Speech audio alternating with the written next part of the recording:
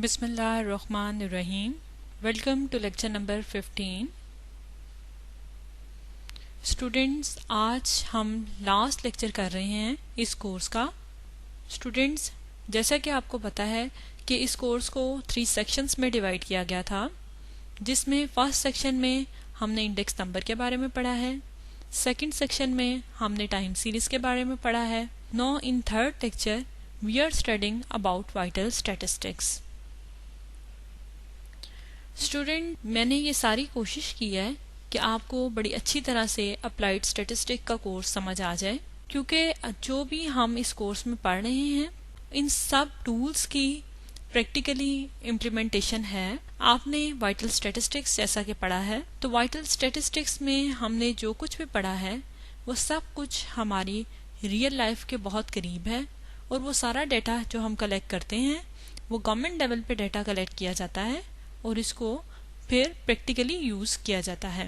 In the previous lecture we have studied about observe fertility rates, total fertility rate, reproduction rate and vital index. Now in today's lecture we will study about the examples of vital statistics.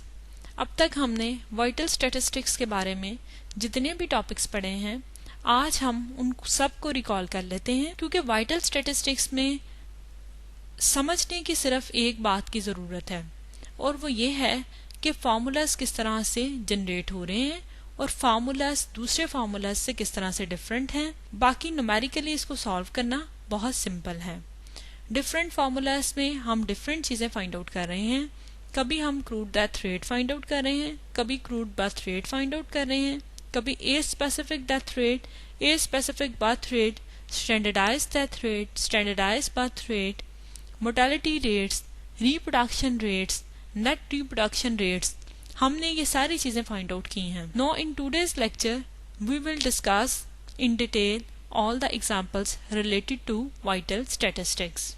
आइए student, हम first example देखते हैं। इसमें हमने क्या find out करना है? We have to compute the crude death rates for district A and B. अगर आप अपने जहन पे थोड़ा सा जोर डालें तो आपको पता चल जाएगा कि क्रूड डेथ रेट का क्या फॉर्मूला था। डेटा आपको गिवन है, एज ग्रुप्स भी आपको गिवन है 0 to 14 and then up to so on 75 to 89, district A की पॉपुलेशन और डेथ्स, डिस्ट्रिक्ट बी की पॉपुलेशन और डेथ्स आपको टेबल में गिवन है। आपने जो सिर्फ फाइंड आउट करना है वो crude death rates find out करने हैं for district A and B. Students, ये देखें, crude death rate for district A में हमारे पास deaths of district A and population of district A multiply by 1000, ये इसका फॉर्मूला है। हमने डाटा एक्सेल में शिफ्ट कर लिया है। अब हमने क्या फाइंड आउट करना है? इन सब का total first of all find out कर लेते हैं।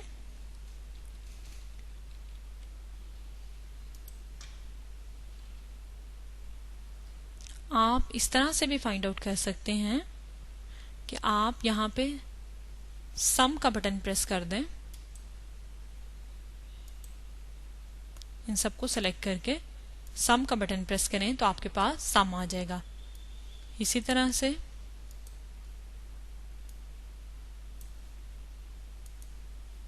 और यहाँ पर भी पॉपुलेशन फॉर डिस्ट्रिक्ट ए के लिए सम कर दें तो आपके पास ये सम आ गए हैं। स्टूडेंट्स, अब हमने सम फाइंड आउट कर लिए हैं। अब हमने इसके फॉर्मूला में पुट करना है कि deaths of district A divided by population of district A multiply by 1000 हम करेंगे तो crude death rate for district A find out हो जाएगा। डेथ्स ऑफ डिस्ट्रिक्ट ए का जब हमने सम किया है तो वो हमारे पास 67 आई है, डिवाइडेड बाय 6100 जो पॉपुलेशन आई है मल्टीप्लाई बाय 1000 इक्वल्स टू 10.89 वो क्रूड डेथ रेट हमारे पास आया है फॉर डिस्ट्रिक्ट ए। इसी तरह से crude death rate for district B हमने फाइंड आउट करना है। ये देखें, डिस्ट्रिक्ट बी में जो पॉपुलेशन का सम है वो ये है, और इसी तरह से डेथ्स 145 हैं।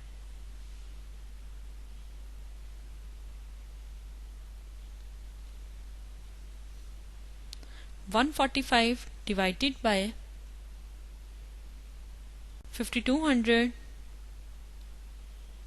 मल्टीप्लाई बाय 1000, तो आपके पास आंसर क्या आ जाएगा 27.88, यानी कि crude death rate for district B के लिए ज्यादा है as compared to district A. जब आप इसकी टेबल को देखेंगे, ये देखें तो इसमें पॉपुलेशन देखें, ये 6100 है और ये 5200 है। पॉपुलेशन जो है वो डिस्ट्रिक्ट बी की कम है डिस्ट्रिक्ट ए की निस्बत, लेकिन जो डेथ्स हैं वो डिस्ट्रिक्ट बी की ज्यादा हैं as compared to district A.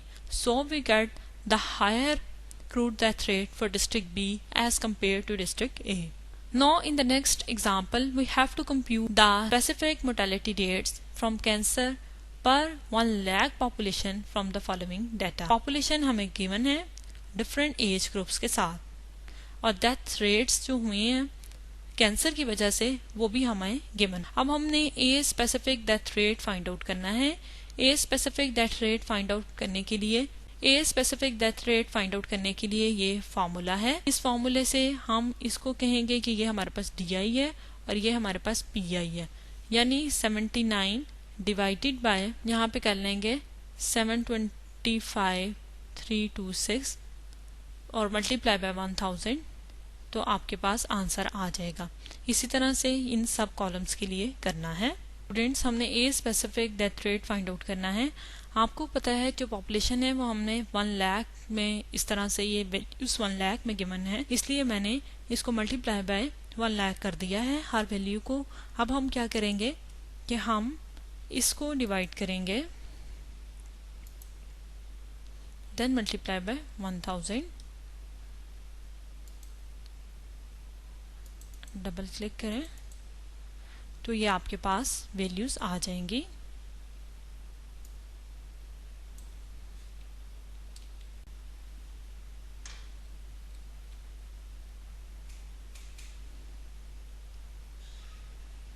A specific death rate आपने फाइंड आउट कर लिया है। अब आपने नेक्स्ट एग्जांपल में क्या फाइंड आउट करना है, कैलकुलेट ए स्पेसिफिक डेथ रेट पर 1000 persons of Pakistan from the following data.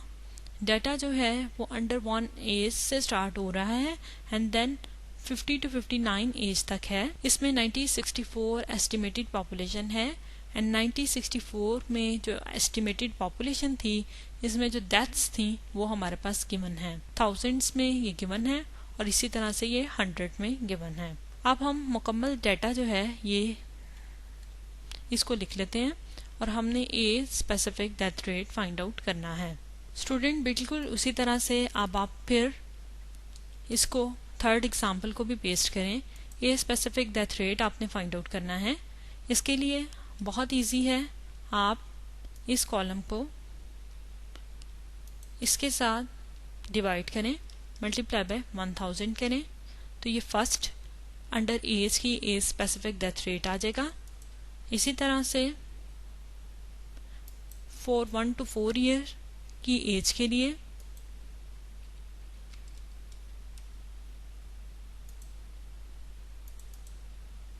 then you can find the other values as well। अब आप इसको कॉपी करें और यहाँ पेस्ट कर लें। देखें ए स्पेसिफिक डेथ रेट आपके पास, ये सिर्फ आपने जो चीज़ नोट डाउन करनी है वो ये नोट डाउन करनी है कि इसका फार्मूला क्या है आपके पास, ठीक है। DI divided by PI, this is the DI divided by PI, यानी DI divided by PI multiply by 1000, तो आपके पास ये सारा का सारा कॉलम फाइंड आउट हो जाता है, जिससे हमें ए स्पेसिफिक डेथ रेट, जब हम ए स्पेसिफिक डेथ रेट की बात करें मींस कि हम स्पेसिफिक हैं for the age of 1 to 4, for the age of 10 to 19 और may be for the age of 30 to 13। अगर मैं ये कहती हूँ कि 30 to 39 ईयर्स के जो लोग हैं उनकी जो डेथ रेट्स हैं वो कितनी हैं अकॉर्डिंग टू दीज इंफॉर्मेशंस, ये जो हमारे पास इंफॉर्मेशन है प्रोवाइड की गई हमें, तो हम ए specific death rate find out करते हुए बता देंगे कि वो 6 है, ठीक है। इसी तरह से हर एक को अलग अलग हम डिफाइन कर सकते हैं कि age specific death rate for the age of 5 to 19 is 6.08036 और may B we can say 6 only. Students, इस लेक्चर में मैं आपको बिल्कुल डिफरेंट जो कि हमने सारे कॉन्सेप्ट्स पढ़े हैं उनको रिकॉल करवा रही हूँ और आपने इसकी प्रैक्टिस खुद से बहुत ज़्यादा करनी है ताकि एग्जाम में आपको प्रॉब्लम ना हो। अब इसमें है calculate the crude and standardize death rates of the local population from the following data using direct method. आपको पता है कि जब हमने स्टैंडर्डाइज डेथ रेट्स पढ़े थे तो उसमें हमने दो मेथड पढ़े थे, एक तो डायरेक्ट मेथड पढ़ा था, एक तो इनडायरेक्ट मेथड पढ़ा था। स्टैंडर्डाइज पॉपुलेशन देखें हमें डेटा में गिवन है, एज ग्रुप्स भी हमें गिवन है, number of deaths, local population and number of deaths. Number of deaths for the standardize population ये हमारे पास गिवन है और इसी तरह लोकल पॉपुलेशन की नंबर ऑफ डेथ्स ये हमें गिवन है। अब हमने CDR for local population find out करना है और एक्सेल पे ले जाते हैं।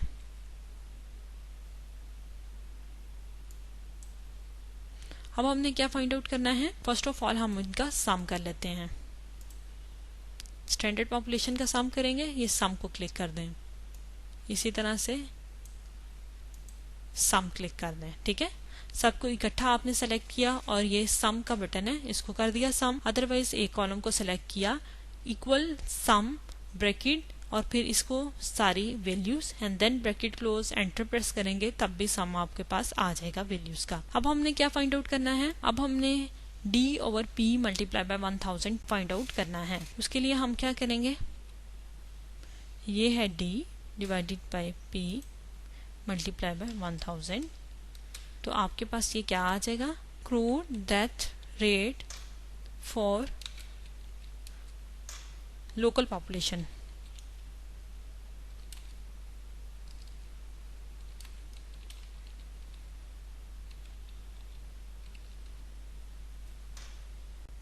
$13.4 आपके पास आ गई है। नेक्स्ट हमने standardize death rate find out करना है। स्टूडेंट आप ये देखें, ये जो हमारे पास है स्टैंडर्डाइज पॉपुलेशन, इसको हम कैपिटल PIB कहेंगे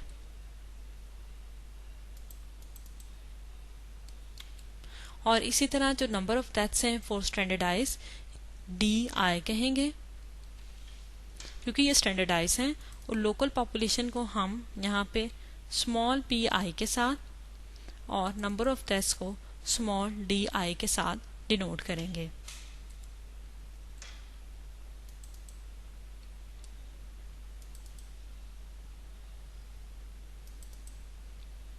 ठीक है, अब हमने क्या फाइंड आउट करना है, हमने फाइंड आउट करना है कि स्टैंडर्डाइज डेथ रेट। आपको पता है standardize death rate find out करने के लिए first of all we have to compute the expected death rate. Expected death rate को हम इस तरह से कह सकते हैं कि उसका फॉर्मूला हमारे पास होता है sum of DI/PI multiply by PI। ठीक है, ये हमारे पास यानी कि एक्सपेक्टेड डेथ रेट हम फाइंड आउट कर लेते हैं, that is equal to DI जो पॉपुलेशन की है, लोकल पॉपुलेशन की, divided by PI multiply by capital PI यानी कि स्टैंडर्डाइज पॉपुलेशन। और इसी तरह से ये हमने डिफरेंट एज ग्रुप्स के लिए फाइंड आउट कर ली है। अब हमने इसका सम फाइंड आउट करना है। सम इसका हमने फाइंड आउट कर लिया है। इसका सम फाइंड आउट करके हम यहाँ पे लिख देते हैं 70 आया हमारे पास, और जो स्टैंडर्डाइज डेथ रेट है उसका जो फॉर्मूला है वो है कि हम क्या कर रहे होते हैं, हम लोग कर रहे होते हैं कि DI/PI multiply by capital PI divided by sum of PI। Sum of PI से हमने इसको डिवाइड करना है, देन मल्टीप्लाई बाय 1000 इक्वल्स, पहले आप प्रेस करेंगे, देन ये divided by sum of PI multiply by 1000। तो आपके पास आंसर आ गया 14 पर 1000 के हिसाब से स्टैंडर्डाइज डेथ रेट आपने फाइंड आउट कर ली है। यानी हमारे पास क्रूड डेथ रेट जो है वो 13.4 आई है, एक्सपेक्टेड डेथ रेट हमारे पास 70 आई है और स्टैंडर्डाइज डेथ रेट हमारे पास 14 आई है। लोकल पॉपुलेशन के लिए जो नंबर ऑफ डेथ्स का टोटल था वो हमारे पास आया था 67 divided by 5000 multiply by 1000 equals to 13.4। Next we have to find the standardized death rate. Standardized rate में ये है हमारे पास एक्सपेक्टेड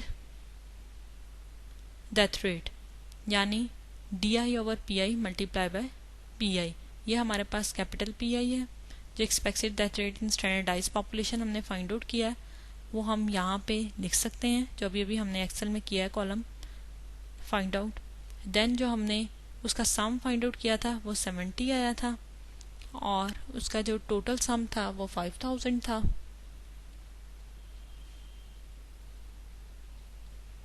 और हमारे पास आंसर आया था 14 पर 1000, क्योंकि पर 1000 के हिसाब से ये वाली पॉपुलेशन आपको गिवन थी।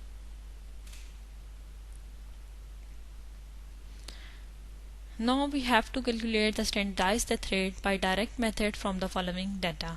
Standardized death rate ही find out करनी है। Give total of registered deaths in locality is 30। हमारे पास ये इंफॉर्मेशन गिवन है कि registered deaths in locality is 338 जो कि रजिस्टर्ड थी। Student standardise death rate find out करने के लिए हमें sum of DI divided by sum of DI, ये जो कैपिटल है ये स्टैंडर्डाइज पॉपुलेशन है तो हम यहाँ पे कैपिटल PI लिखेंगे, इसी तरह DI लिखेंगे। लोकेलिटी के लिए है तो स्मॉल आ गया PI और एक्सपेक्टेड डेथ रेट्स जो हैं वो हमने यहाँ पे फाइंड आउट करनी है। और अगर जब लोकेलिटी डेथ्स होंगी तो वो हमें DI से हम डिनोट कर रहे होंगे। अब हमने expected death rates find out करनी है जो कि हमारे पास ये हैं कि हमने स्टैंडर्डाइज डेथ्स को स्टैंडर्डाइज पॉपुलेशन के साथ डिवाइड करके लोकेलिटी पॉपुलेशन के साथ मल्टीप्लाई करके ये कॉलम फाइंड आउट करना है। आइए इसको भी एक्सेल पे कर लेते हैं। एक्सपेक्टेड डेथ रेट का जो फॉर्मूला है DI ओवर PI, यानी ये हमारे पास DI है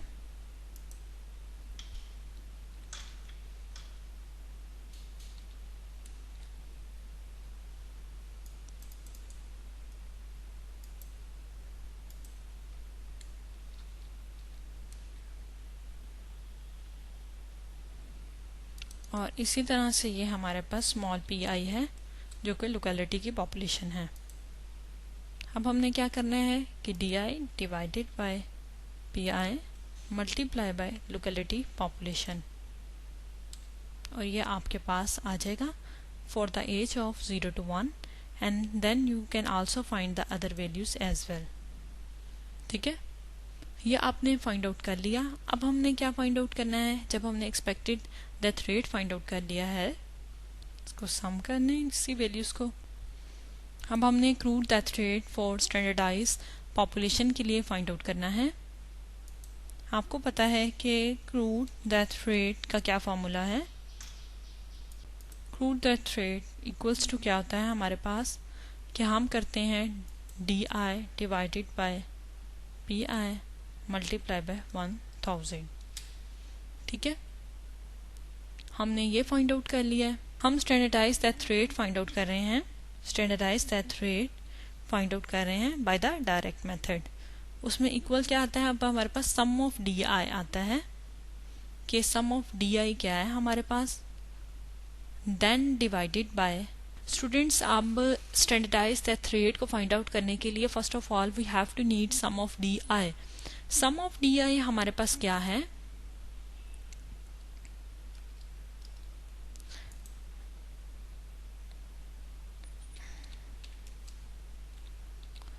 आपने ये क्वेश्चन में आपको गिवन था कि जो रजिस्टर्ड डेथ्स हैं for the locality is given as 338. ठीक है, so sum of D I is 338. Equals press करें, 338 divided by sum of D I over, यानी कि जो हमारे पास एक्सपेक्टेड डेथ रेट का सम निकला है वो multiply by crude death rate, तो हमारे पास स्टैंडर्डाइज्ड डेथ रेट आ जाएगा. That is equals to 32.9503613. Students ये देखें, expected death rate by using this formula हमने कैलकुलेट कर लिया है और इसका जो सम आया है यानी कि sum of D I over P I multiply by P I वो इक्वल्स टू हमारे पास आया है 122.74. No, first of all we have to calculate the crude death rate. जैसा कि अभी अभी मैंने आपको बताया है, crude death rate for the standardised population आपने फाइंड आउट करनी है. तो capital D I over P I multiply by 1000, आपके पास ये आंसर आ जाता है.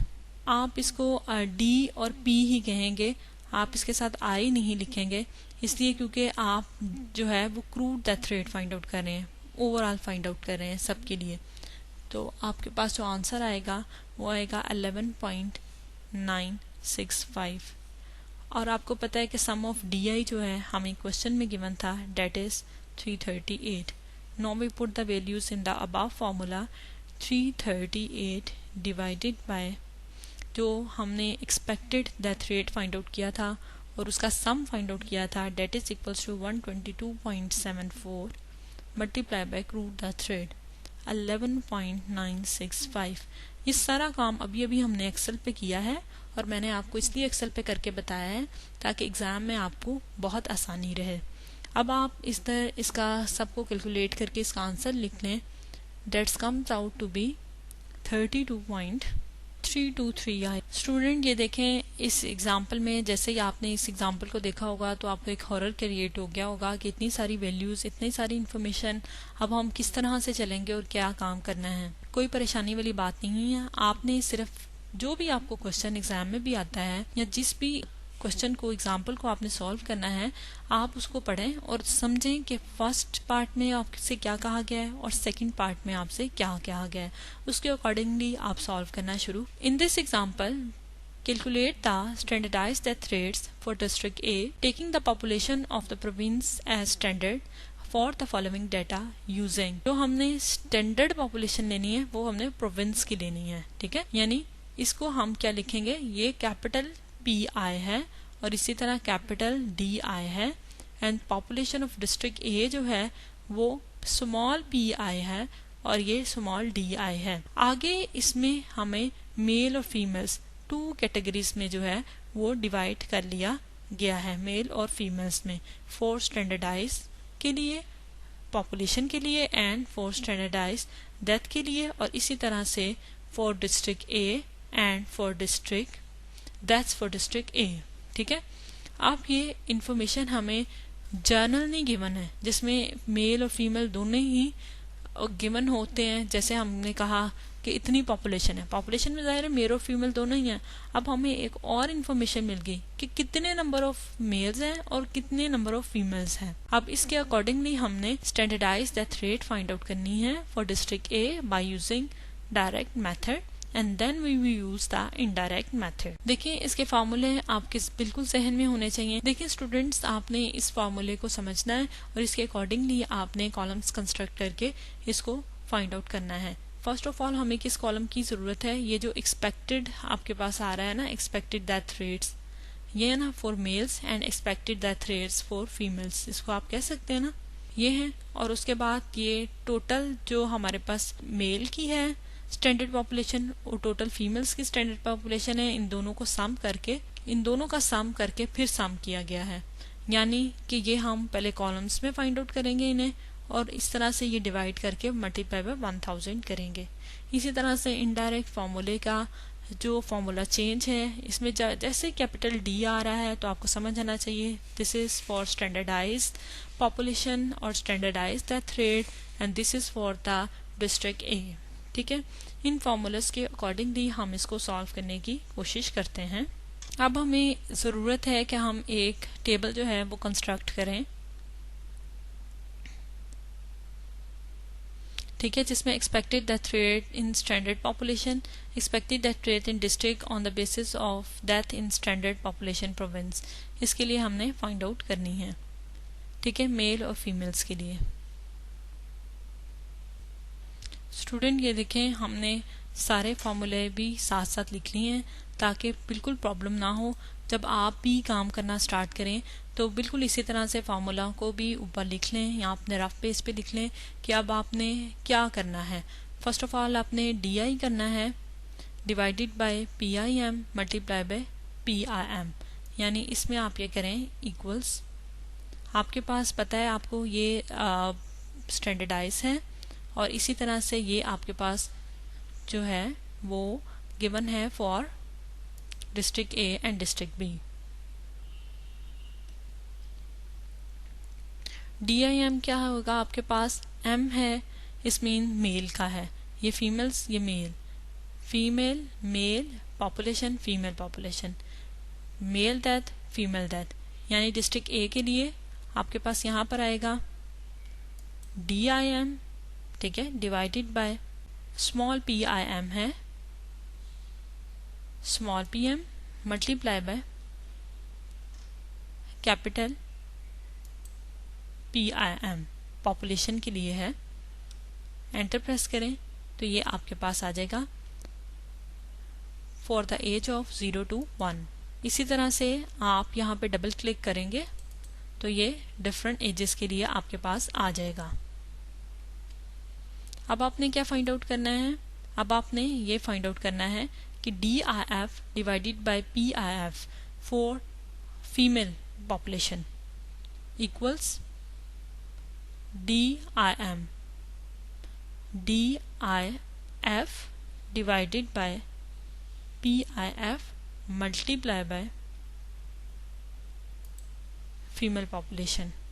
एंटर प्रेस करें तो ये आपके पास आ जाता है, डबल क्लिक करें तो आपके पास ये आंसर आ जाएगा, सही है। इसी तरह से अब हमने क्या करना है कि कैपिटल DIM करना है, एक्सपेक्टेड डेथ्स हैं in district A on the basis of deaths in standard population, इसलिए कैपिटल DI, आपको पता है ये कैपिटल DI है, DIM करना है, ठीक है, divided by capital PIM multiply by जो आपके पास डिस्ट्रिक्ट A की है PIM आपके पास क्या है, ये मेल्स की पॉपुलेशन है वो डिस्ट्रिक्ट A के लिए। एंटर प्रेस करें, ये आपके पास आ जाएगी, डबल क्लिक करें और सारी इंफॉर्मेशन आपके पास आ जाएंगी, वैल्यूज फॉर डिस्ट्रिक्ट A, ठीक है जी। अब इसी तरह से आपने क्या करना है, DIF कैपिटल DIF किसको कहेंगे, ये है हमारे पास capital DIF divided by capital PIF multiply by small PIF ये है हमारे पास, ठीक है जी। एंटर प्रेस किया और आपके पास ये वैल्यू आ गई, इस पर डबल क्लिक करें, आप इस फार्मूले को उठा के यहाँ पे रख लें और क्योंकि इससे डिस्टर्बेंस थोड़ी क्रिएट हो रही है, वैल्यू समझ नहीं आ रही थी, ठीक है। ये आपके पास एक टेबल आ गया, अब आप इस सब का सम कर लें, सम करके ये टोटल सम की वैल्यूज आपके पास आ गई हैं, ठीक है। अब आपने इन वैल्यूज को फॉर्मूलाज में पुट करना है।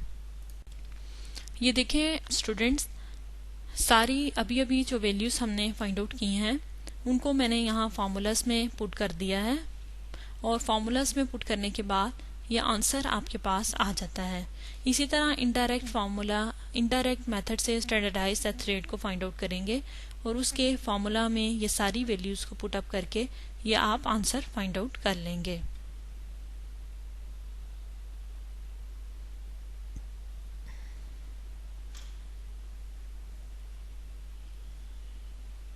स्टूडेंट सिर्फ कॉन्सेप्ट को समझने की ज़रूरत है। अगर डाटा आपके पास इतना हैवी आ जाता है, वैसे तो ये आपकी प्रैक्टिस के लिए है, एग्ज़ाम में आपको उतना ही क्वेश्चन आता है जितने के आपके मिनट्स रिक्वायर्ड होते हैं। यानी अगर आपको 5 मार्क्स का क्वेश्चन आता है तो you have to solve within 10 minutes. तो 10 मिनट्स के अकॉर्डिंगली ही आपको वो क्वेश्चन दिया जाएगा जो कि 10 मिनट्स में सॉल्व हो रहा हो। लेकिन आपको इस चीज़ की प्रैक्टिस होनी चाहिए कि अगर थोड़े से डाटा के साथ ये सारा कुछ फाइंड आउट करना आ जाए कि मेल्स और फीमेल्स हैं और स्टैंडर्डाइज्ड डेथ रेट या इनडायरेक्ट मेथड से और डायरेक्ट मेथड से आपने सॉल्व करना है, तो आप अच्छी तरह से उसको परफॉर्म कर सकें।